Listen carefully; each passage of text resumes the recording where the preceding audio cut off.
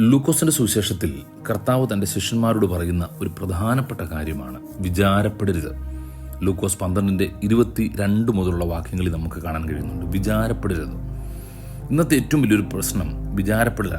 എന്താ നമ്മുടെ വിചാരം? എന്ത് കഴിക്കും, എന്തുടുക്കും, ഇങ്ങനെയുള്ള ചിന്തകളല്ലേ ഏറ്റവും കൂടുതൽ നമ്മുടെ ഉള്ളിലുള്ളത്. കർത്താവ് ഈ പ്രശ്നങ്ങളെ 2000 വർഷങ്ങൾക്ക് മുമ്പ് കണ്ടിട്ട് ശിഷ്യന്മാരോട് പറയുകയാണ്, നിങ്ങളുടെ ശരീരം വലുതാണ്, ആഹാരത്തെക്കാളും ജീവനേക്കാളും ഒക്കെ. എന്നിട്ട് കർത്താവ് പറയുന്നു, കാക്കയെ നോക്ക്, പറവജാതിയെ നോക്ക്, അവ കൊയ്യുന്നില്ലെങ്കിലും അവയ്ക്ക് വേണ്ടി ദൈവം കരുതുന്നു. നാളെ എന്ത് കഴിക്കുമെന്നോർത്ത് കാക്ക വിഷമിക്കുന്നില്ല. നാളെ എങ്ങനാകുമെന്നോർത്ത് കാക്ക ടെൻഷൻ അടിക്കുന്നില്ല, പക്ഷികൾ ടെൻഷൻ അടിക്കുന്നില്ല. കാരണം അവയെ പുലർത്തുന്ന ഒരു ദൈവം ഉള്ളതുകൊണ്ട്, അത് അവയ്ക്ക് അറിയാവുന്നതുകൊണ്ട്. നമ്മൾ പലപ്പോഴും നാളെ ഓർത്ത് ആകുലപ്പെടുന്നതിൻ്റെ കാരണം ദൈവം നമുക്ക് വേണ്ടി കരുതുന്നു എന്നുള്ള ബോധ്യം നമുക്കില്ലാത്തത് കൊണ്ടാണ്. ലൂക്കോസിന്റെ സുവിശേഷം 12:24 പറയുന്നത്, എങ്കിലും ദൈവം അവയെ പുലർത്തുന്നു. കരയുന്ന കാക്കക്കുഞ്ഞിന് പോലും ആഹാരം കൊടുക്കുന്ന ഒരു ദൈവം നമുക്ക് വേണ്ടിയുണ്ട്. മറ്റൊരു ഭാഗത്ത് പറയുന്നു, ബാലസിംഹങ്ങളും ഇരകിട്ടാതെ വിശന്നിരിക്കും. ദൈവത്തെ അന്വേഷിക്കുന്നവർക്ക് ഒരു നന്മയ്ക്കും കുറവില്ല, മുടക്കം വരികയില്ല. ഒരു സിംഹം എന്ന് പറയുന്ന കാട്ടിലെ രാജാവാണ്. അതിൻ്റെ കുഞ്ഞുങ്ങൾക്ക് പോലും ആഹാരമില്ലാതെ പോയേക്കാം. എങ്കിൽ പോലും ദൈവത്തെ അറിയുന്ന ദൈവഭക്തനെ പുലർത്താൻ കർത്താവിന് കഴിയുമെന്ന് പറയുമ്പോൾ നിങ്ങൾ എത്ര ശ്രേഷ്ഠരാണെന്ന് നിങ്ങളൊന്ന് മനസ്സിലാക്കുക. അപ്പം നമ്മുടെ ചുറ്റുമുള്ള പക്ഷികളെക്കാളും മികച്ചവരായി, വിശേഷതയുള്ളവരായി ദൈവം നമ്മളെ സൃഷ്ടിച്ചിരിക്കുന്നു.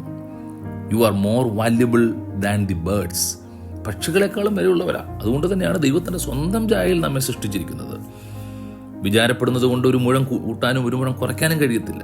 ശാസ്ത്രം പറയുന്നത്, ഒത്തിരി വിചാരപ്പെട്ടാൽ, ഒത്തിരി ടെൻഷൻ പെട്ടാൽ നമ്മുടെ ജീവിതത്തിലെ നീളം കുറയ്ക്കാൻ കഴിയും. 80 വയസ്സ് ജീവിക്കേണ്ടയാൾ 70 വയസ്സിലെ ചിലപ്പം പോകും. 40 വയസ്സിലെ ചിലർ പെട്ടെന്ന് പോയി കഴിയും. കാരണം എന്താ? അനാവശ്യമായ ടെൻഷൻ, അനാവശ്യമായിട്ടുള്ള വേവലാതികൾ, ആവലാതികൾ പാടില്ല. ഒരു മുഴം കൂട്ടാൻ കഴിയത്തില്ലെങ്കിലും കുറയ്ക്കരുത്, വിചാരപ്പെട്ട് കുറയ്ക്കരുത്. ചിന്തകളൊക്കെ നല്ലതാ. ചിന്തകൾ ആകുലങ്ങളായി മാറരുത്, ആകുല ചിന്തകളായി പോകരുത്, ചിന്താകുലങ്ങളായി മാറരുത്. അവൻ പറയുകയാണ്, നിങ്ങൾ വിചാരപ്പെടണ്ട. ഇന്ന് ദൈവാത്മാവ് നിങ്ങളോട് പറയുന്നത്, നിങ്ങൾ വിചാരപ്പെടണ്ട. നാളെ ഓർത്ത് ടെൻഷൻ അടിക്കണ്ട. മക്കൾക്ക് എങ്ങനെ ആകും, മക്കൾ എന്താകുമെന്ന് ഓർത്ത് വിഷമിക്കേണ്ട കാര്യമില്ല. കാരണം നിങ്ങളെ കരുതുന്ന ഒരു ദൈവം നിങ്ങളുടെ തലമുറകളെയും കരുതിക്കൊള്ളും. ചുറ്റുമുള്ള പൂക്കളെ നോക്ക്, താമരകളെ നോക്ക്, അവ എങ്ങനെ വളരുന്നു എന്ന് നിങ്ങൾ വിചാരിപ്പീൻ. അധ്വാനിക്കുന്നില്ല, നൂൽക്കുന്നില്ല. ശലോമോൻ പോലും തൻ്റെ സകല മഹത്വത്തിലും ഇവയിൽ ഒന്നിനോളം ചമഞ്ഞിരുന്നില്ല എന്ന് ഞാൻ നിങ്ങളോട് പറയുന്നു. നോക്കി, ആ ശലോമോൻ രാജാവ് പോലും ഒരു താമരയെ ഉപമിച്ചാൽ, താമര ഒരു തട്ടിൽ വെച്ച് ശലോമോനെ മറ്റൊരു തട്ടിൽ വെച്ചാൽ ഈ മനോഹരമായ താമരയുടെ ഭംഗിയായിരിക്കും ഉയർന്നു നിൽക്കുന്നത്. ദൈവം അതിനെ അത്രയ്ക്ക് നന്നായിട്ട് ചമയിക്കുന്നുണ്ട്. അപ്പം ഞാൻ പറഞ്ഞത്, ദൈവം നമുക്ക് നൽകുന്ന ഈ വാഗ്ദത്തങ്ങൾ മുറുകെ പിടിക്കണം. ഭയപ്പെട്ടു പോകണ്ട. എന്ത് തിന്നും, എന്ത് കുടിക്കുമെന്ന് നിങ്ങൾ വിചാരപ്പെടണ്ട, ചഞ്ചലപ്പെടണ്ട. ദൈവം നിങ്ങൾക്ക് വേണ്ടി കരുതും. ഒന്ന് പുറകോട്ട് ചിന്തിച്ച്, കഴിഞ്ഞ 15 വർഷമായി, 50 വർഷമായി, 80 വർഷമായി ദൈവം നിങ്ങൾക്ക് വേണ്ടി കരുതിയില്ലേ? ദൈവം നിങ്ങൾക്ക് ആവശ്യമുള്ളതെല്ലാം തന്നില്ലേ?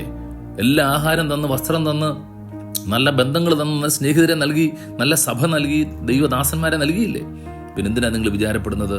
വിചാരപ്പെടരുത്. ഇന്ന് പറയണം, ഞാൻ വിചാരപ്പെടുന്നില്ല, എന്നെ കരുതാൻ കഴിയുന്നൊരു ദൈവം എൻ്റെ കൂടെയുണ്ട്. ആ ഒരു ധൈര്യം ദൈവാത്മാവ് നിങ്ങളുടെ ഉള്ളിൽ പകരട്ടെ. അതാണ് നിങ്ങളെ മുൻപോട്ട് നയിക്കാൻ പോകുന്നത്. വിചാരപ്പെടരുത്. God bless U.